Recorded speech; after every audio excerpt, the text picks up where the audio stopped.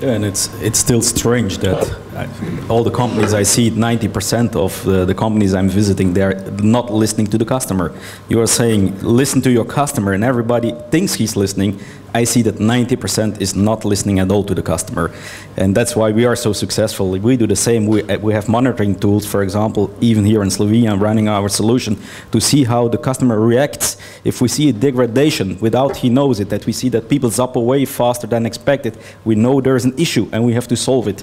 So we do constantly in every deployment benchmarking how the customer is thinking about it. And we are reading constantly on Google what people think about our competitors, and we learn from their mistakes and we solve them. And I see that even the big companies, without naming them because maybe they're in the room, but even the big companies of the US are all making the same mistake. And that's why people like us can be successful by just looking around, open eyes, bring solutions, and you don't need a lot of capital to bring solutions. Few engineers, a few software, a few laptops are enough to make bright solutions.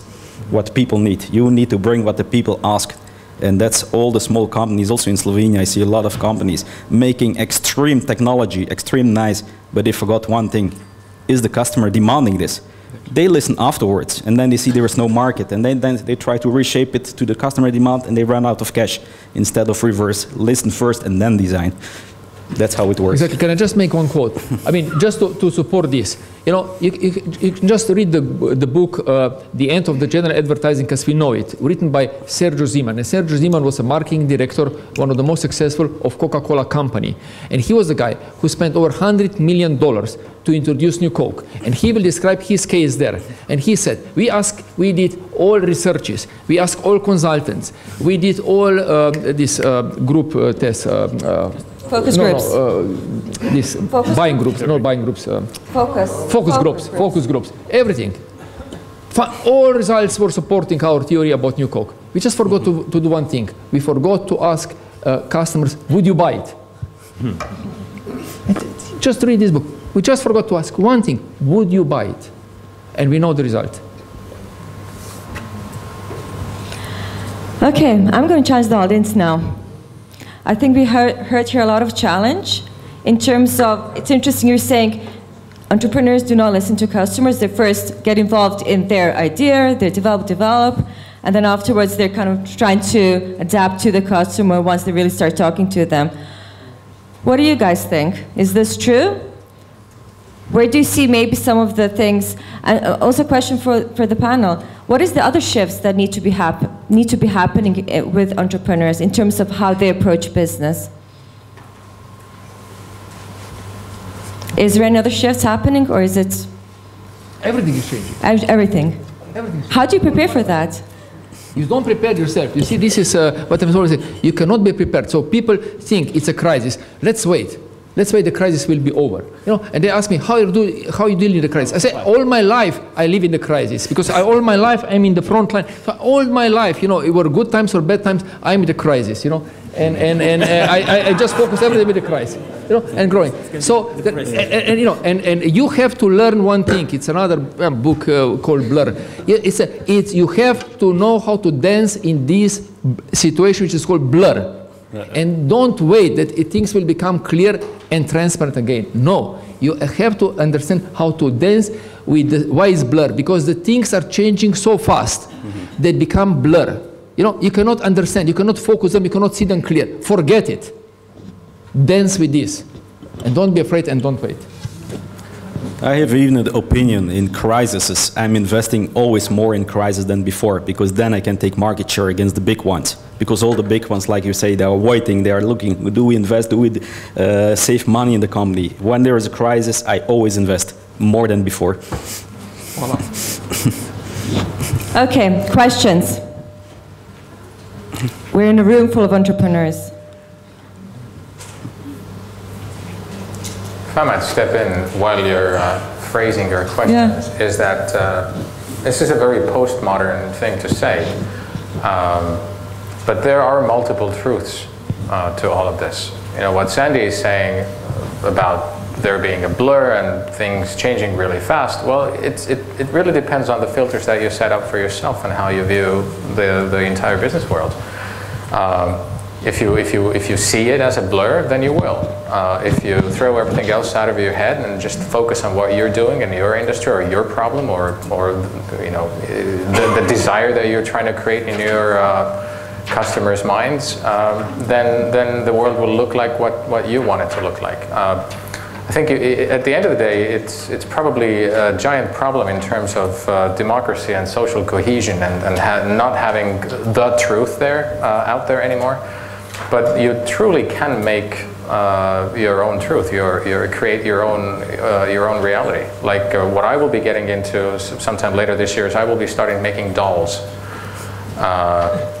and I know people will buy them because such dolls have not previously existed, and they're incredibly sexy, and they cannot resist them. It doesn't really solve a problem. It will create a desire. And it's not sex dolls, I think. Although, I think I can branch out. I mean, that's part of the entrepreneurial thing. You really don't care. You say you don't look at statistics. And at some point, you really, because there are always people who say, you can't do this, you have 1,000 competitors, this has been done before, this is a low margin business, nobody will buy your product. Because they all look backwards. They're basing their reactions on what has happened before.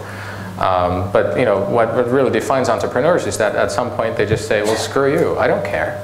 I will make it happen. And if you're going to stand in my way, or if you're going to be the naysayer all the time, you know, I'm going to ride over you. Get out of the way. At some point, you just focus on what you're doing, and because you believe in what you're doing, whatever reality it is that you're creating for yourself, it's the same thing about, you know, we're trying to talk about what will the future be like. Well, this is a very cliche thing to say, but the future is what you make it. I mean, the future just doesn't magically happen. It's all of us making choices, entrepreneurs making choices, consumers making choices. And you can really guide the future if you decide that it's going to be like this, and I'm going to play according to its rules. And if these rules currently exist in my own head, well, then so be it. I may succeed, I may fail, it doesn't matter. Michael, you have a question, yeah? Michael Glazer, SDCF. But I think in a sense you've actually said what answered the question I was going to ask, or the point I was going to ask you to all to address. I mean, one of the issues is, for an entrepreneur, how much should they be listening to the market?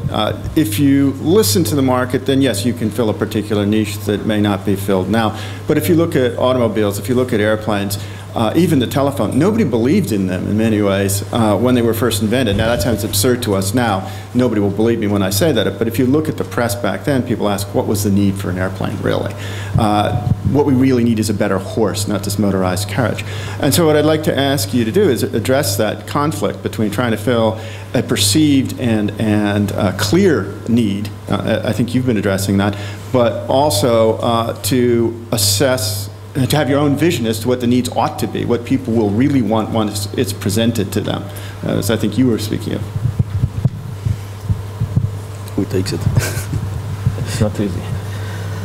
Well, to be honest, I think the question is not completely relevant, because it's listening to your customer doesn't mean about is there a market or not. You need indeed to create sometimes a market, but when you have the product, you have to shape it like the customer wants it. Like the electrical car, if I see the first one, I would never buy this, never. I mean, there was no need for an electrical car before, but when it's there, I want to have it in the shape I want it. So I want to have my Mercedes or my Porsche in an electrical version, but not this Tata-like stuff and so on. So that's what I mean. This, you need to listen to your customer. It's not about the technology itself. 10 years ago, nobody was thinking that digital TV would come. I started in '98 with it, because I knew it would come and so on, and nobody believed it. Within Siemens, they were laughing with me that it would come. But at the end, okay, we were the biggest division ever in the group, so that's another question. You need to create a market, but when you create it, shape it like the customer wants to buy for it. That's my opinion. I think it's a great question, and sorry, just very briefly. It's great at one level, and it's also irrelevant, as you said, on the other.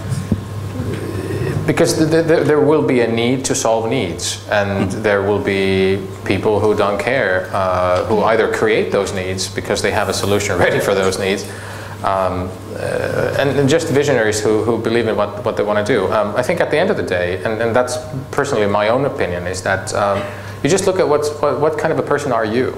What makes you comfortable? At the end of the, I mean, if you're in business, you spend most of your waking hours in business. Just do what you love. If you're the person who pours through, hundreds of pages of research, and you want to identify and respond to a particular need, well, if that's what you're good at, do it. And if you love it, great. Hopefully you will succeed. If you're another type of person who is more of a loner, who is more of a visionary, who tries to change the world, and either doesn't have the capacity to take in feedback or doesn't care and just has a particular vision that this is what it will be like, I am right, I don't care, and if that makes you happy, do that. Do whatever you love. Business people are not different from anyone else. I mean, they want to be happy when they go home, and they want to sleep well, and they want to feel that they've contributed something. They've left a mark, they've changed something. And if that's responding to a need, great. If not, fantastic. It's like the iPhone. Nobody would believe 10 years ago you would pay 600 euros for a phone. Everybody would say, no, I never pay 600 euros. But why are we almost fighting to get a new iPhone when it comes? They shaped it in the way that everybody wants it. So they created a market. Something they can get for free from other telcos. No, I mean, look, I try to be provocative here from one perspective, and apologize to these guys who are probably for sure there is someone, new Skype, new Ford, someone who will invent something big and change the industry here. But I try to just to address, I expect that most of you are in entrepreneurs, in some small businesses as I am, looking for not to change the industries, but finding our place for fast growth, for new growth opportunities for our businesses, and from this perspective, I was coming from this perspective and trying to be relevant to those guys. So I apologize to all those if there is someone from big corporation or for someone who plans to create new Skype. Probably my comments are not relevant for those people.